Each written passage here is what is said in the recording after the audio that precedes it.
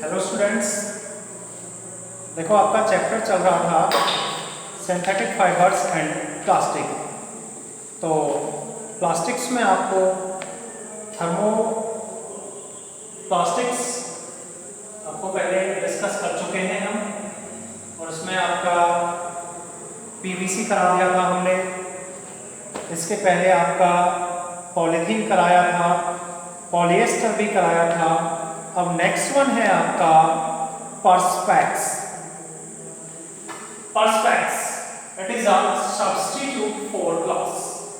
जो perspex होता है वो ग्लास के लिए क्या होता है? सब्स्टिट्यूट होता है। इट इज ट्रांसपेरेंट, कि ये ट्रांसपेरेंट होता है, इसीलिए हम इसके आप देख सकते हैं। एंड अनब्रेकेबल, ये क्या होता है? अनब्रेकेबल मींस इसको हम तोड़ नहीं सकते। अब बात आती है कि अगर ये अनब्रेकेबल है तो इसके यूजेस क्या क्या है। तो इसका फर्स्ट पॉइंट है यूजेस में, it is used for making the wind screens of cars and Windows in aircrafts. कि एयरक्राफ्ट्स में जो विंडोज बनाई जाती है या फिर कार की जो विंड स्क्रीन्स होती हैं उनको बनाने में इसका यूज किया जाता है, ताकि वो इजीली ब्रेक ना हो सके। क्लियर? सेकेंड पॉइंट है आपका, it is also used in street light fittings and telephones.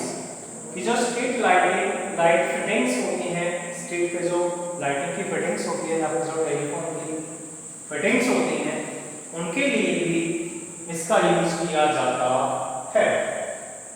Clear? और ये भी क्या होता है? थर्मोप्लास्टिक ही होता है। नेक्स्ट वन है टेफ्लॉन। टेफ्लॉन को हम बोलते हैं polytetrafluoroethene. Polytetrafluoroethene it is also a thermoplastic. ये भी क्या होती है? थर्मोप्लास्टिक होती है। It is prepared by polymerisation of tetrafluoroethene molecules. कि ये टेट्राफ्लोरोएथीन मॉलिक्यूल्स के पॉलीमराइजेशन से क्या किया जाता है? प्रिपेयर किया जाता है, तैयार किया जाता है। It is unaffected by heat and chemicals. कि हीट और केमिकल्स का इसके कोई भी इफेक्ट नहीं पड़ता। ये क्या होता है? टेफ्लॉन होता है। अब टेफ्लॉन में आता है कि इसके यूजेस क्या क्या है। तो फर्स्ट वन है इसका, it is used as a lubricant especially in those parts of machine where oil cannot be easily applied। कि टेफ्लॉन को हम वहां यूज करते हैं जहां पे मशीन में ऑयल को हम यूज नहीं कर सकते।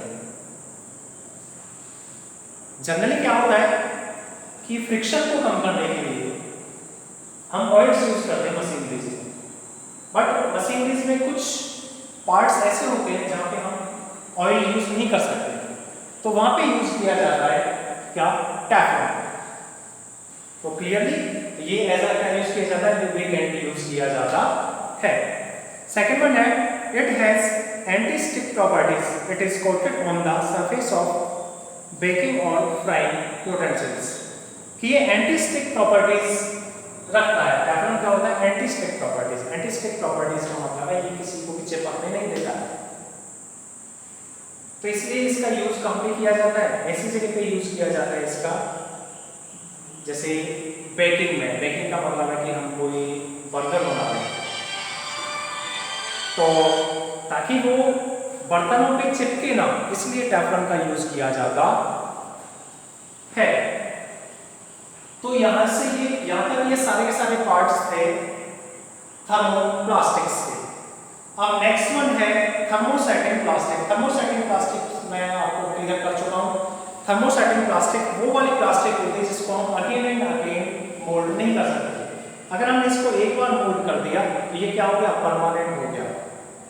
इसको हम दोबारा से हीट करके मोल्ड नहीं कर सकते, डिजायर्ड शेप्स में चेंज नहीं कर सकते। अब इसके पार्ट्स होते हैं, इसका फर्स्ट वन है इसका bakelite. It is also a thermosetting plastic. ये क्या होती है? थर्मोसेटिंग प्लास्टिक होती है।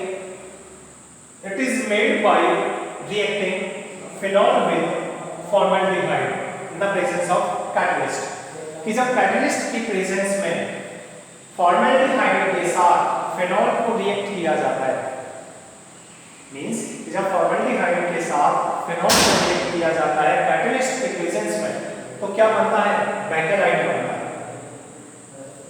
कैटलिस्ट क्या होता है, कैटलिस्ट हम उसे बोलते हैं जो रिएक्शन के रेट को बढ़ाता है। इट इज हार्ड, जो बेकेलाइट होता है वो क्या होता है, हार्ड होता है, स्टिफ होता है और अच्छा इलेक्ट्रिकल इंसुलेटर होता है। इसका मतलब कि इलेक्ट्रिकल क्या होता है, इंसुलेटर होता है। अब बात आती है कि बेकेलाइट के यूजेस क्या क्या है। तो फर्स्ट वन में है बेकेलाइट का यूज है, जैसा कि आप बता रहे कि इलेक्ट्रिकल इंसुलेटर होता है, तो ये इलेक्ट्रिसिटी में एज एन इंसुलेटर यूज किया जाता है। वायरिंग में जो इंसुलेटर्स यूज किए जाते हैं या फिर जो फिटिंग वगैरह में यूज किए जाते हैं, तो उसमें इसका यूज किया जाता है। तो फर्स्ट वन है इसमें, it is used for making plugs, switches, telephone cases and other electrical fittings. Clear. Second point है आपका, it is used for making radio and television casings, कि जो बेकेलाइट होता है उसका यूज रेडियो और टेलीविजन केसिंग में भी किया जाता है।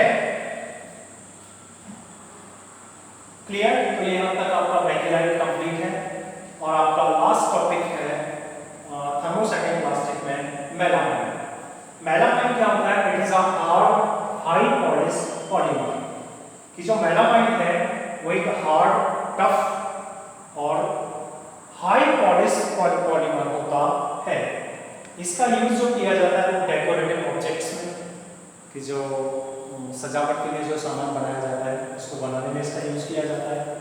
नेक्स्ट वन है कि अनब्रेकेबल डिनरवेयर, कि जो डिनरवेयर बनाए जाते हैं ये क्या होते हैं, अनब्रेकेबल होते हैं, इनको बनाने के लिए भी इसका यूज किया जाता है। क्लियर। तो यहाँ तक आपका कंप्लीट है। Next topic is difference between thermoplastics and thermosetting plastics, कि थर्मोप्लास्टिक्स और थर्मोसेटिंग प्लास्टिक्स में क्या डिफरेंस है। तो एक तरफ लिख लेना आप थर्मोप्लास्टिक्स और एक तरफ लिख लेना आप थर्मोसेटिंग प्लास्टिक्स। ठीक है। तो थर्मोप्लास्टिक और थर्मोसेटिंग प्लास्टिक में फर्स्ट पॉइंट तो आप इसकी डेफिनेशन लिख लो। क्लियर।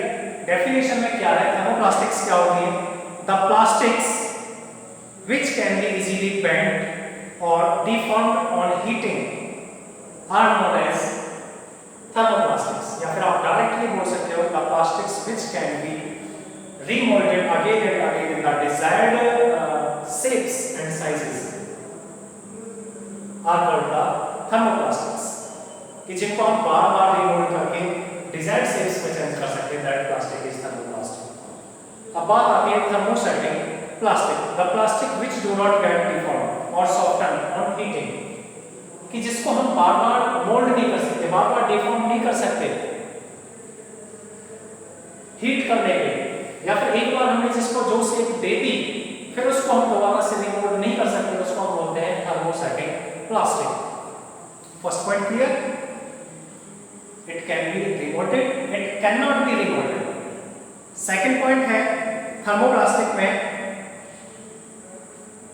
कि thermoplastic is a good conductor of heat, कि जो थर्मोप्लास्टिक होती है वो क्या होती है, हीट की एक अच्छी कंडक्टर होती है। पैरेलल में जो थर्मोसेटिंग प्लास्टिक होती है वो हीट की अच्छी कंडक्टर नहीं होती। थर्ड पॉइंट है in the thermoplastics are remolded again and again on heating and after cooling, कि हीट करके हम इसको क्या कर सकते हैं, रिमोल्ड कर सकते हैं, but thermosetic plastics cannot be remolded. Next one है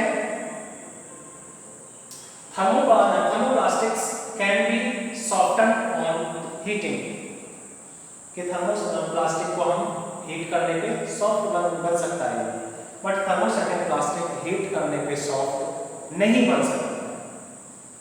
लास्ट पॉइंट है polymers chain in thermoplastics are not cross linked, कि थर्मोप्लास्टिक में जो पॉलीमर चेन होती है वो क्रॉस लिंक्ड नहीं होगी, बट थर्मोसेटिंग प्लास्टिक्स में जो चेन होती है वो क्रॉस लिंक्ड होती है।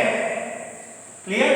तो ये आपका कंप्लीट हो गया difference between thermoplastic and thermostatic plastic. आगे है आपका प्लास्टिक्स एंड एनवायरनमेंट कि प्लास्टिक का हमारे एटमॉस्फेयर पे, हमारे एनवायरनमेंट पे क्या फर्क पड़ता है, ये आप क्लियरली खुद से जानते हो। प्लास्टिक हमारे एनवायरनमेंट के लिए हमेशा क्या होता है, नुकसानदायक होता है। कैसे? आप जनरली देखते हो प्लास्टिक को जलाओ, सबसे पहले तो प्लास्टिक को आप डालते हो तो जो हमारी सॉइल है वो पॉल्यूट होती है। इसको अगर आप पानी में डाल देते हो प्लास्टिक वेस्टेज को तो वाटर पॉल्यूट होता है, और जब वाटर पॉल्यूट होगा तो हमारी एयर भी क्या हो जाएगी, पॉल्यूट हो जाएगी। तो फर्स्टली आप इसको डिस्कस कर सकते हो कि जो प्लास्टिक है और जो एनवायरनमेंट है वो एक दूसरे के साथ कैसे रिलेटेड होता है। तो जो प्लास्टिक है मैं आपको पहले ही डिस्कस कर चुका हूँ, ये क्या है, नॉन बायोडिग्रेडेबल, कि इसको हम बायोडिग्रेड नहीं कर सकते। इसका मतलब क्या करेगा, ये जिस फॉर्म में है उसी फॉर्म में रहेगा। जैसे पॉलीथीन है, पॉलीथीन को हम कभी भी डैमेज नहीं कर सकते, तो क्या होती है, बहुत ज़्यादा नुकसानदायक होती है। तो कैसे नुकसानदायक होती है, इसमें फर्स्ट पॉइंट है आपका, if plastic is dumped in the ground it doesn't allow absorption of water by soil and affecting the growth of plants, it takes several years to degenerate. कि अगर हम किसी प्लास्टिक को मिट्टी के अंदर दबा देते हैं तो ये मिट्टी की क्या करता है, एब्जॉर्प्शन जो पावर है उसको डिक्रीज कर देता है, कम कर देता है। सेकेंड पॉइंट है, अगर हम इसको जलाते हैं प्लास्टिक को तो एयर पॉल्यूट होती है इससे। तो इसका मतलब क्या है कि एयर पॉल्यूशन का भी ये क्या है, कारण है। थर्ड पॉइंट है, plastics throne into water bodies block the flow of water and can harm aquatic organisms. कि अगर हम प्लास्टिक वेस्टेज को पानी के अंदर डाल दें तो जो एक्वेटिक जो एनिमल्स हैं उनको ये क्या कर देता है, पानी पहुंचाता है। ये क्या कर देता है, पानी को पॉल्यूट कर देता है, वाटर पॉल्यूशन क्रिएट करता है। नेक्स्ट वन है कि अगर grazing animals like cows, gots etcetera swallow plastic along with the leftover food, कि अगर कोई एनिमल्स प्लास्टिक को खा जाता है तो जो प्लास्टिक है वो उसको जो डाइजेस्टिव सिस्टम उसको क्या कर देता है, डैमेज कर देता है, और वो जो एनिमल है वो क्या हो जाता है, डेड हो जाता है। अब इससे बचने के लिए हमें क्या क्या करना चाहिए, क्लियरली है आपके सामने कि जो प्लास्टिक वेस्टेज है उसको ऐसे ही रोड पे नहीं फेंकना चाहिए। सेकंड वन है कि बायोडिग्रेडेबल और डिग्रेडेबल